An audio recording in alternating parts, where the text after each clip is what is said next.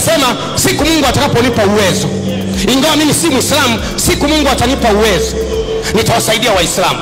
Kwa hiyo nilipopata uwezo nikaamua kuchimba visima vya maji kwenye misikiti 5 ya Waislamu wanatumia kwa ajili ya ibada mpaka leo. Kwa hiyo nikisema kwa habari ya mambo ya Waislamu, natetea Mtanzania, natetea Mkristo, natetea Muislamu, natetea aliyoonewa, na hii ndio kazi ya Yesu iliyomleta duniani kusaidia walioonewa. Haleluya.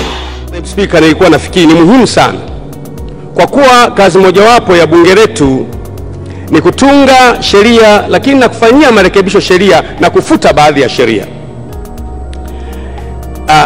Haileti sense kwa nini mpaka leo wale mashehe 23 wa uamsho wa Zanzibar wako ndani mpaka leo mahabusu. Leo ni miaka 9, Mheshimiwa Naibu Speaker.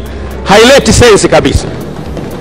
Najaribu kuwaza, ningekuwa mimi au angekuwa baba yangu au angekuwa ndugu yangu ambaye mpaka leo miaka 9 yuko ndani, hajahukumiwa bado na haijulikani ana hatia au hana hatia, itakuwaje baada ya miaka 20 huyu mtu mkagundua hana hatia? Atalipwa nini in exchange na miaka aliyopoteza?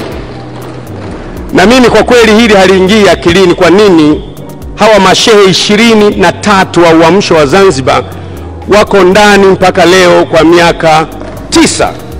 Lakini haitoshi, kuna mashehe 64 huko Arusha ambao na wao wako ndani kwa sababu ya hizi sheria za ugaidi ambazo hazina dhamana, kwa sababu ambazo hatuzielewi. Na mimi nashangaa kwa nini mashehe tu wako ndani kwa ajili ya sheria za ugaidi, hakuna gaidi mwingine ambaye sio shehe. Naomba Mheshimiwa waziri husika pamoja na serikali kwa ujumla tuangalie kwa undani sana namna ya kulihendo swala hili, kwa sababu sio sahihi mashehe hao wakawa ndani kwa muda wa miaka 9.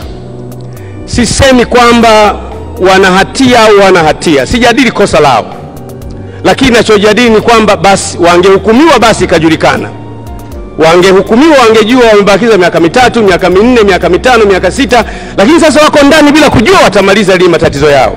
Mimi nilikuwa naomba wizara pamoja na by implication waziri wa hii wizara ni Mheshimiwa Rais, na Mheshimiwa Rais wa nchi ni rais wa nchi, lakini pia ni waziri wa hii wizara. Nilikuwa naomba jambo hili lifanywe kazi. Wengine watasema Gwajima hawapendi Waislamu. Hakuna askofu Tanzania ambaye anawapenda Waislamu kama mimi. Nikupe mifano mitatu. Mfano wa kwanza, mimi nimechimba visima chini, kisima cha fedha nyingi, milioni 30, hapa Dar es Salaam kule Salasala mwisho wa lami. Nimechimba maji, na maji nikapeleka msikitini, nimewapa Waislamu bure maji kwa ajili ya ibada.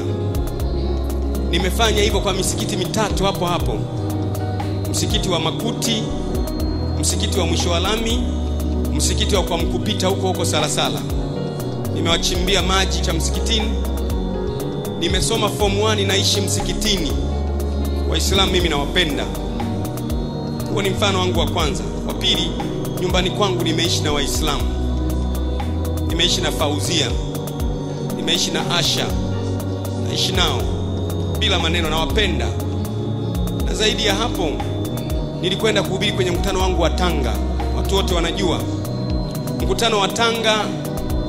Kama unavyojua Tanga 95% ya watu ni Waislamu. Mkutano wetu ulikuwa na zaidi ya watu milioni 2 Tanga, na nilihubiri vizuri na Waislamu wakanipa ushirikiano.